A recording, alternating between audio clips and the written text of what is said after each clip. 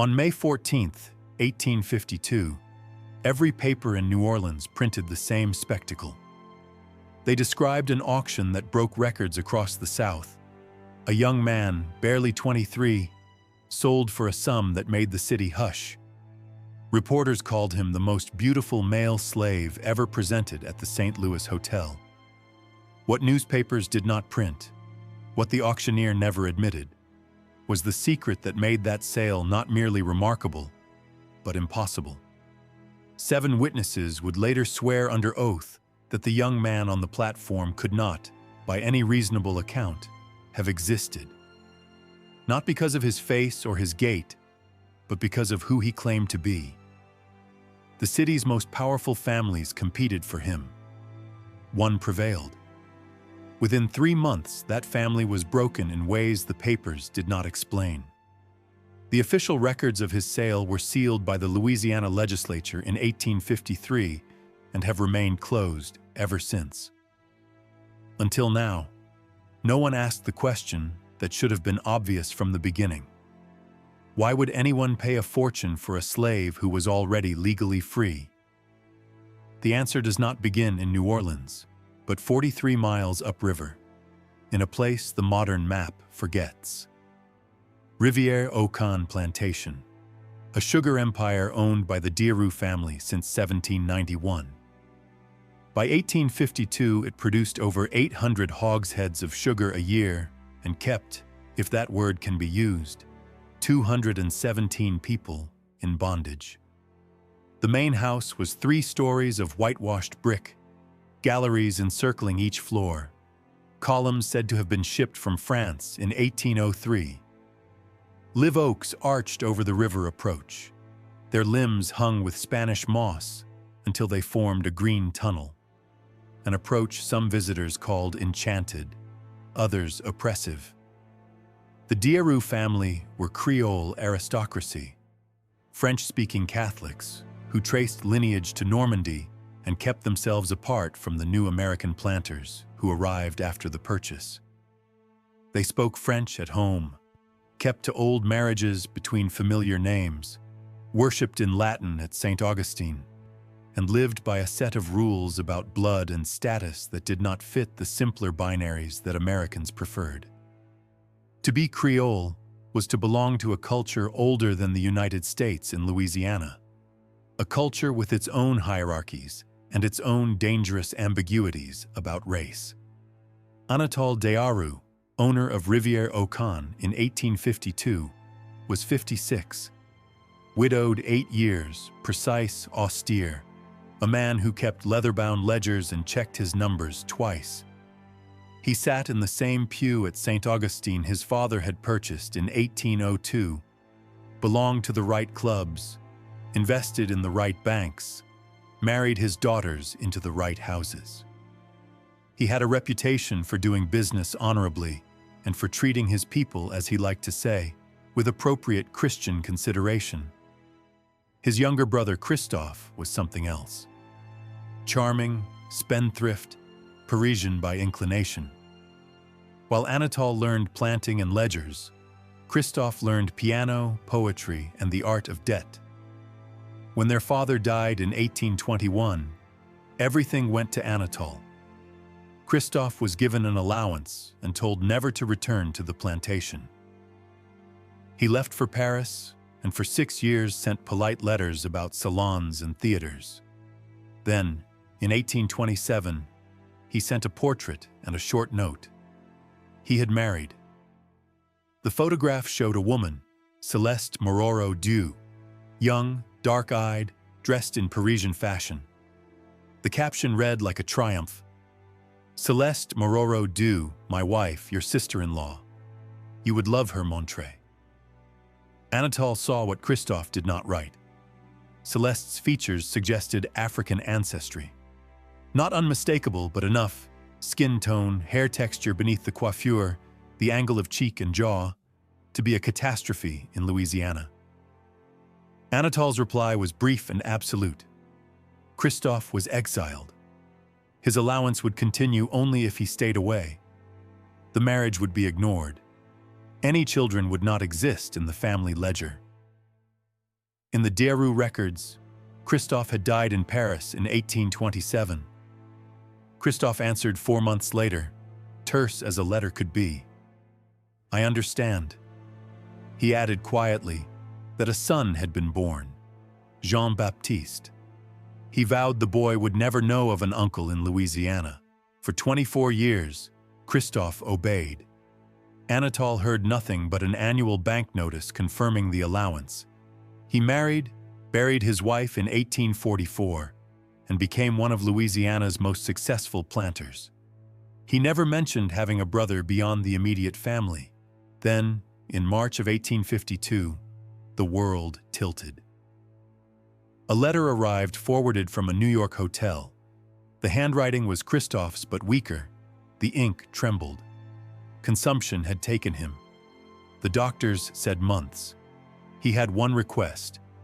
His son Jean Baptiste, 23, educated at the Sorbonne, conversant in French, English, Italian, Latin, a reader of Greek, a pianist, unaccustomed to manual labor. Would Anatole take him in? Not as family, Christophe wrote. That was impossible. But as a secretary, a clerk, someone to handle correspondence in multiple tongues. He begged his brother to keep his son safe. "He is the only good thing I have done in my life," Christophe wrote. "Please, Montre, I am begging you." Anatole read it standing in the slanting light of his study. His first instinct was refusal. To acknowledge Jean Baptiste, even privately, meant a risk. Scandal, questions, contagion of rumor. But he was practical, and as his eyes moved over the neat hand, a different idea rose. Opportunity. He answered in French and sent passage. "Bring him," he wrote. "I will meet him and make suitable arrangements." Jean Baptiste arrived at Rivière-au-Can on April 3, 1852, on a Thursday that felt unseasonably hot. The steamboat tied at the plantation's private landing at 4 in the afternoon. Anatole met him with his overseer Gaines and 3 trusted house servants. What stepped ashore silenced them. Jean Baptiste Dearu was arresting in a way that made people forget to breathe. Over 6 feet, slender, the posture of someone raised on books rather than labor. Hair black and wavy in a Parisian cut. Eyes an odd green gold, almost amber. Features so symmetrical they read like a painted study. High cheekbones, a straight nose, a mouth set for portraits. His skin was pale, porcelain, with a hint of Mediterranean warmth rather than the ruddy pallor of Anglo-America. In any American city, he could have passed as white. In Europe, he might have been considered handsome and exotic. He even carried his father's face. The resemblance to Christophe at that age was undeniable. Anatole felt an echo of grief when the young man looked at him. Jean Baptiste lifted a single leather trunk onto the dock and offered his hand. "Monsieur de," he said in perfect French, voice cultivated. "I am Jean Baptiste. Thank you for receiving me." He spoke without servility.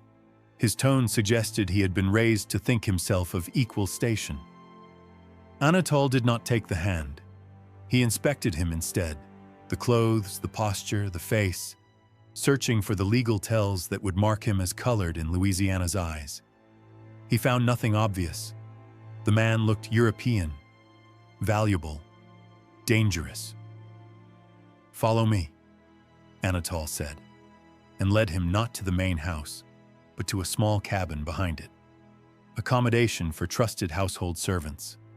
A space not quite dignified enough for the family, too privileged for the fields. "This will be your quarters," Anatole said. "Do not leave tonight. We will speak in the morning." That night, Marie-Claire brought rice and chicken and left the tray without meeting his eyes. When Jean Baptiste spoke French, she paused in surprise and warned softly. "Mr. Dearu is not cruel, but he is practical. Practical men do terrible things because they make sense on paper." Her words hung in his mind like a warning bell. Alone, Jean Baptiste opened his trunk. There were careful clothes, a worn Montaigne, a French Bible, a stack of letters from his father tied with string, and most importantly, a leather portfolio. Inside were his papers: a Paris birth certificate naming Christophe Dearu and Céleste Moreau, a baptismal record from Église Saint-Sulpice, a completion certificate from the Sorbonne, letters of recommendation, official French documents that, in any competent registry, proved him a free man. He spread them on the table and, as if obeying an instinct taught by his father, made an inventory in tiny, precise script, then hid that inventory in the spine of Montaigne, where only a careful eye would find it. His father had once told him, "Guard your papers like your soul." He had done so. He slept that night in his clothes, listening to the Louisiana darkness, cicadas, distant songs from the quarters, the river's endless whisper. The next morning, Anatole summoned him to the study. Floor-to-ceiling ledgers lined the room. Portraits of ancestors watched from the walls. "You have your papers?" Anatole asked. "Yes, monsieur," Jean Baptiste answered, and for a moment every instinct screamed at him that to hand them over was to hand over his humanity. But he was alone in a place where his looks invited doubt, where French documents meant little to an American judge, where suspicion could become imprisonment. He brought the portfolio. Anatole examined each page with the meticulousness of a man who read numbers like scripture. He closed them in a drawer and locked it. "These appear authentic," he said. "I will keep them for safekeeping. Now we must discuss your situation." Anatole spoke in a measured, almost compassionate cadence. He promised shelter and work, secretary, translator, clerk. He also made his terms plain. "Your mother was colored," he said, and in Louisiana that one sentence had the force of law. "If I acknowledged you as family, it would ruin my standing, but I can protect you as property. You will be presented as my slave. Private sale turned into plantation record. You will live in the cabin. You will not speak of Paris or of your papers. Do you understand?" The word slave hung there like smoke. Jean Baptiste felt something inside him bend. This was not protection, he understood. It was erasure. To refuse was to be left in a stranger's state with no money, no language, no recourse. Anatole offered a perverse safety: be property to avoid being prey. "If you refuse," Anatole said, "I will return your papers and give you money to reach New Orleans. After that, you are on your own." Jean Baptiste looked at the ledger, at the desk where the word property could be written with an economy of pen strokes, and felt his options thin. He bowed his head. "I understand," he said, the words tasting like ash. Today, Anatole decided, the ledger would be opened to a fresh page. Acquired April 3, 1852. One male, age 23. Name, Jean Baptiste. Light-skinned, educated, suitable for domestic work. Private sale. Value $2,000. With that notation, with a few strokes of ink, Anatole made a man into inventory. Jean Baptiste watched ink make his existence into a ledger entry, and for the first time since leaving Paris, felt the shape of the danger closing around him. He would begin work that very day, translating, cataloging, entering ledgers. He would live as if he were owned. That evening, as he unpacked again and set the inventory in the hidden spine of Montaigne, he made a decision of his own. If he was to be presented to strangers as property, then he would not be passed like luggage without a voice. He began to write. He wrote for 3 hours. His hand moved with a clerk's steadiness, cataloging every conversation, every ledger entry, every face that had looked at him with that mixture of ownership and hunger. He described Anatol's study, the locked drawer, the ledger entry that reduced him to a number, the trip upriver, the way people in New Orleans had stopped speaking, as if his presence sucked the air from the room. He wrote in legal French, in the kind of precise, unadorned language that would make a clerk's eye pause. Then he addressed the letter to the French consulate on Chartres Street, folded it carefully, and slipped it into the spine of Montaigne, where he had already hidden his inventory. He had no illusions about what the consulate might do, only that something, somewhere, needed to hold on to the truth if he himself could not. On May 13th, Anatole Gaines and Jean Baptiste traveled to New Orleans. They lodged at the St. Louis Hotel, though the accommodations for the young man were less guest room than storage. A secure ground-floor chamber where valuable goods were kept before sale. Bars shadowed the window. The bed was clean but cell-like. He did not sleep that night. He rehearsed every word he might need, every proof he could produce, and beneath the rehearsal, a colder plan took shape. If he would be put on a block and sold, he would not leave that platform without saying his name and the facts that proved it. On the morning of May 14th, the rotunda filled like a throat clearing itself. The St. Louis Hotel's marble dome threw light like accusation. The auction block stood in the center, a raised stage where fortunes and futures were settled with the clack of a gavel. Anatole had prepared his little advertisement with the care of a man arranging a sale of exotic wares. Vague, tantalizing, full of coded phrases meant to lure the city's elite. A domestic servant of singular qualities, educated and multilingual, suitable for only the finest household. Those who knew how to read such code had come prepared to bid. Jean Baptiste walked onto the marble platform with Gaines at his side. Hatless, in a white linen shirt that set off his pale skin, dark trousers, boots polished, hair brushed back like the portraits in Anatole's study, he stood as if posed. Under the dome, he looked impossible, luminous in a way that made people uncertain what to feel. Eyes turned and lingered, conversations tapered into silence. The auctioneer Perrault, a man who sold thousands of lives and things with the same practiced breath, faltered when he described him. The bidding began as business and became something else. Theater. 1,000, 2, 3. The room fed on itself. Men wanted to display status. Women wanted the prestige of a singular household object that signaled taste. The price climbed not on labor alone, but on the spectacle of possession. To own that beauty was to own a story others lacked. At first, Anatole watched with a careful satisfaction that warmed him like wine. He had turned a liability into a commodity. He had converted family embarrassment into profit. Bids accelerated until numbers lost their sensible relation to value.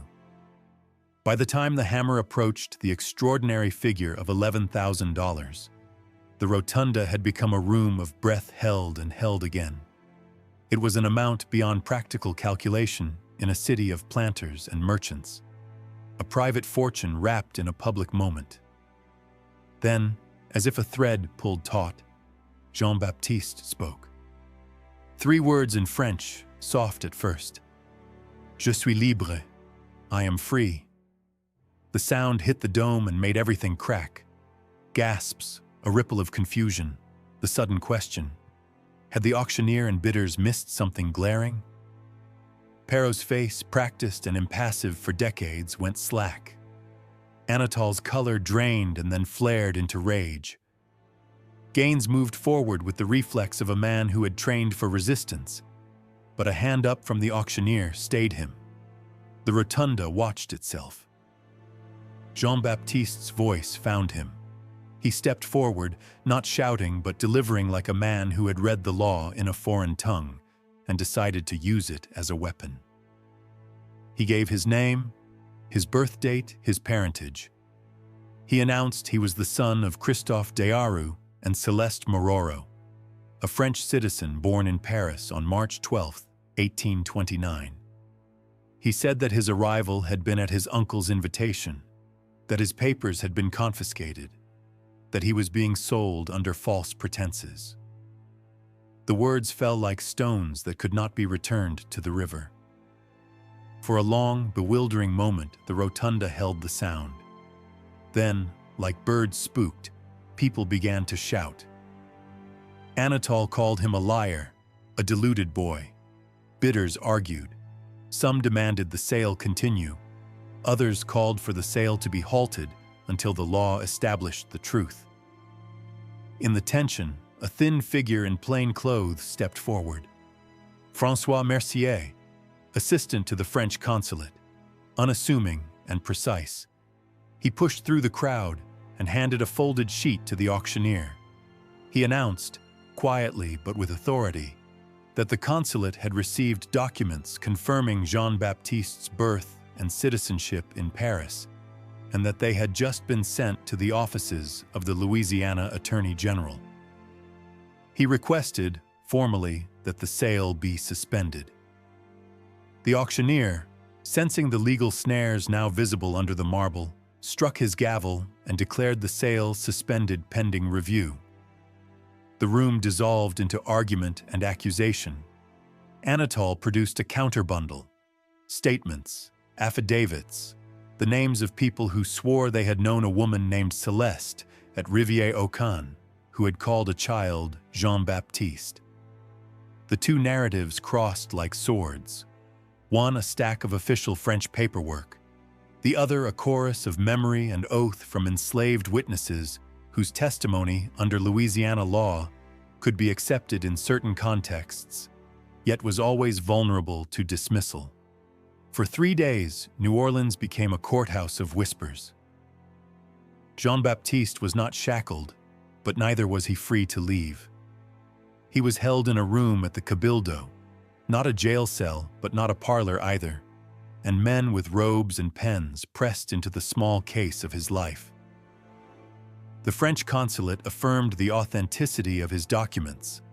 Anatole presented witnesses who testified to a slave named Céleste, who had died in 1848, and who had purportedly claimed a son with the same name. Christophe Dearu's death certificate arrived from New York. He had died on May 2nd, 12 days before the public fracas, dead before he could see his son's declaration of freedom. The narrative folded back on itself in ironies. Christophe had died believing perhaps that Anatole would protect his child. Jean Baptiste had been betrayed by that same promise. The legal tangle was not one that could be cleanly cut. In Louisiana, the principle of partus sequitur ventrum, status follows the mother, could enslave a child born free if evidence emerged that the mother had been enslaved at or before the child's birth. If Céleste the Parisian were the same Céleste at Rivière-au-Can, then under local law, Jean Baptiste might be held as slave. If she were not, his French documentation held. Proof existed, and proof failed to. The recorders and the judges shuffled papers and testimony like a deck that could not be ordered. On May 17th, Judge Thibodeau, a man who had developed a reputation for careful, ambiguous rulings, issued what was essentially a legal draw. He declared that Jean Baptiste's status could not be definitively determined from the evidence at hand. The documents suggested a free birth in Paris. The witnesses suggested a different origin. Without testimony from the woman herself, impossible now because she was dead, if Anatole's witnesses were true, the court could not, in the judge's words, resolve the matter to the satisfaction of law. The attempted sale was voided. Anatole could not sell what the court could not prove was his. Jean Baptiste could not immediately be declared a free man in the full legal sense, without further proof of his mother's free status. He existed, legally, in the gray zone. Not a slave held in bondage, but not an unqualified citizen either. The practical outcome was strange and small. Jean Baptiste was released from the Cabildo, and his papers, which Anatole had surrendered to the court for safekeeping, were returned by order.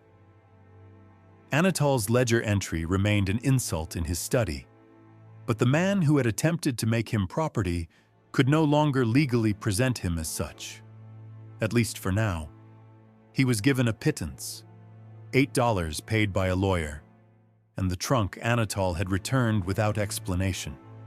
He left the Cabildo on the afternoon of May 17th, with the papers in his hand, and a court ruling that said little more than that the law could not comfortably assign him a place. Outside, the city went on in its extravagant casualness. He knew no one in New Orleans.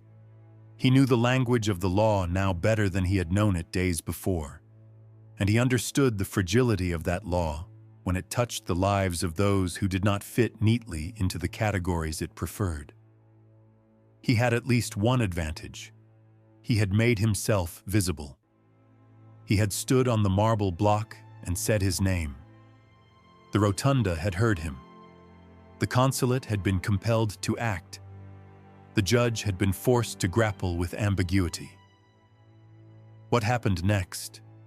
Whether he walked out and vanished that very day, whether he stayed a few weeks under an assumed name, whether he boarded a steamer north or a packet to France, is where history becomes rumor, and rumor becomes legend.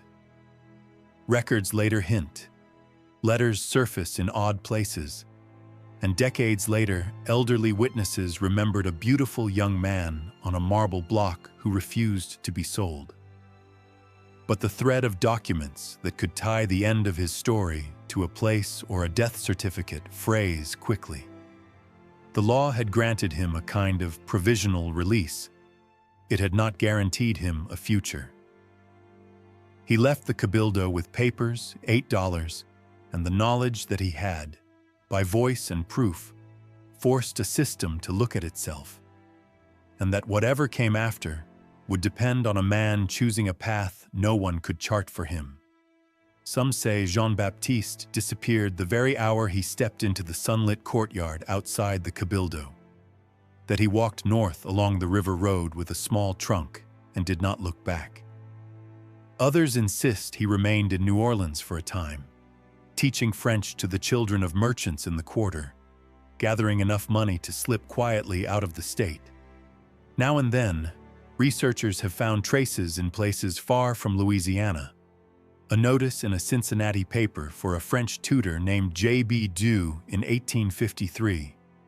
A letter to the French consulate in 1854 signed simply J.B., thanking them for their intervention and stating, "I am alive.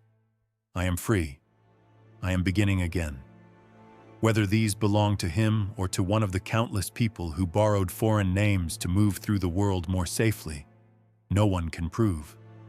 Thomas, the stable hand who had carried Jean Baptiste's letter to the consulate, claimed, years later, in whispers passed among the quarters at Rivière-au-Can, that he saw him again 3 days after the auction. According to Thomas, the young man walked north at dawn, dressed as a laborer, carrying only a small bundle. Thomas called out. Jean Baptiste turned, smiled, raised a finger to his lips, and kept walking. True or not, the story survived because people needed it to. They needed to believe that someone had escaped a system designed to swallow men whole. Documents tell us something more grim and certain about what happened to Anatole. His prosperity continued. The plantation still yielded sugar. He paid his debts. But within the quiet rooms of New Orleans society, doors began to close. Families that once invited him to dinners or negotiation tables no longer did so. The story of the auction passed in letters, in back rooms, in the subtle ways people shift their weight when a name is spoken. It was not simply that he had tried to sell his nephew. It was that he had risked the dignity of lineage, had lied to gain profit, had forced into the open an ambiguous shame. The city's elite forgave cruelty. They forgave even scandal if it was wrapped in the proper silences. But betrayal of blood was harder to explain away. His decline began quietly. In 1859, a book arrived at Rivière-au-Can with no return address, a French edition of The Count of Monte Cristo. On the title page was a line in elegant script: Frères du mal. Nous sommes frères, nous qui souffrons de la même blessure. Brothers in misfortune. We are brothers, we who suffer from the same wound. Anatole recognized the handwriting at once. He burned the book. But the message had entered the house like a draft through a cracked window, and his daughter Marguerite saw it before the flames did their work. After that, he hired investigators, men accustomed to tracking the lost, the escaped, the inconvenient. They found nothing. He grew restless. He walked the galleries at night with a lamp, speaking to rooms that answered only with shadows. Servants reported that he argued in French with someone he called the boy, insisting, "I gave you shelter. I protected you. Why can you not see that?" He slept with a pistol beside him. When illness finally took him during the Union occupation of New Orleans, his doctor called it melancholia. Others called it conscience. Christophe's death had come more quietly. In a small room in New York, nursed by women who did not know his story, he breathed his last on May 2nd. A nun claimed he murmured, "My son is free," before slipping away. Whether he died in hallucination or in some fragile hope, no one can say. But the timing leaves a strange comfort, as though father and son moved in parallel lines just long enough for a message to cross between them, whether by letter or by something more intangible. The St. Louis Hotel continued its auctions long after that morning under the dome, but the records of May 14, 1852 vanished. No bills of sale, no bidder agreements, no suspension notices, as though the day had been swallowed whole. But stories are stubborn. They survive in the margins, in the recollections of those who were young and impressionable enough to remember beauty standing on marble and speaking truth in a room that had no space for it. In 1897, the researcher Alberta Lacroix spoke with a 93-year-old Creole woman, Madame Henriette Blanchard. She recalled watching a young man mount the auction block half a century earlier. She remembered his stillness, his defiance, the tremor in the crowd when he said, "I am free." When Lacroix asked if she believed him, she answered without hesitation, "Of course." You could see it in how he held his head.